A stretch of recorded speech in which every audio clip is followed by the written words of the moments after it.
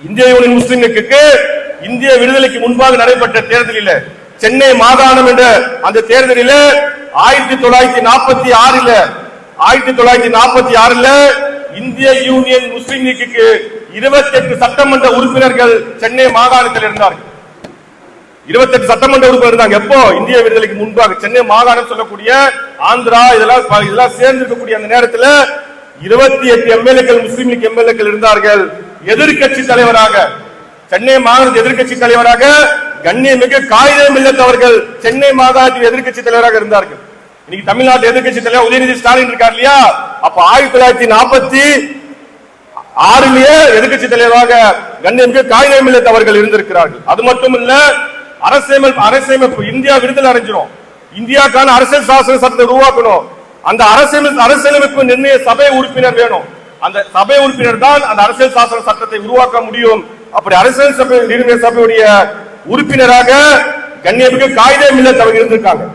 அந்த கண்ணியமிகு காகிதம் இல்லத் இருந்தனால தான் அந்த அரசமைப்பு சட்டத்தில் 2 முக்கிய சட்டம் அரசியல் சட்டம் ஏற்றப்பட்டிருக்கு. ஒன்னு ஆர்டிகல் 29, ஒன்னு ஆர்டிகல் 30. இந்த ஆர்டிகல் 29 ஆர்டிகல் 30 மிகவும் முக்கியமான ஒரு சட்டம். அது என்ன சட்டம் என்று சொன்னால், இந்தியாவில் இருக்கக்கூடிய கல்வி நிறுவனங்கள், இந்தியாவில் இருக்கக்கூடிய அரசு அலுவலகங்கள் முஸ்லிம் மத அடையாளப்படி நாம் பணி செய்யலாம் என்ற அந்த சட்டம் என்பது சட்டம் தான்.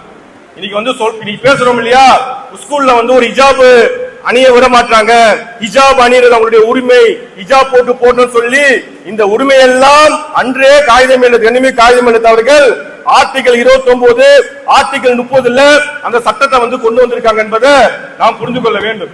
அது மட்டுமல்ல, கண்ணியமிகு காகிதம் இல்லத் அவர்கள் 1962 67 வரை, மறுபடியும் 67 70 வரை, மறுபடியும் 71 72 வரை மஞ்சேரி என்ற கேரளா இருக்கக்கூடிய நாடாளுமன்ற தொகுதியில 3 முறை பாராளுமன்ற உறுப்பினர் இருக்கிறாங்க. அந்த 3 முறை பாராளுமன்ற உறுப்பினராக செய்தி நான் சொல்ல வரல. அந்த 3 முறையும் பாராளுமன்ற உறுப்பினர் எப்படி ஆனார் தான் செய்தி. அந்த 3 முறை இன்னைக்கு நம்ம பேசிக்கொண்டு 2024 பேசுறோம் இல்லையா, ஓட்டுக்கு காசு கொடுக்கவில்லை, மதம் பார்க்கவில்லை, ஜாதி பார்க்கவில்லை, மிகப்பெரிய ஒரு புரட்சி ஏற்பட்டிருக்கு. இந்த புரட்சியை அன்னைக்கே கண்ணியமிகு காகிதம் இல்லத் ஏற்படுத்தியிருக்காங்க.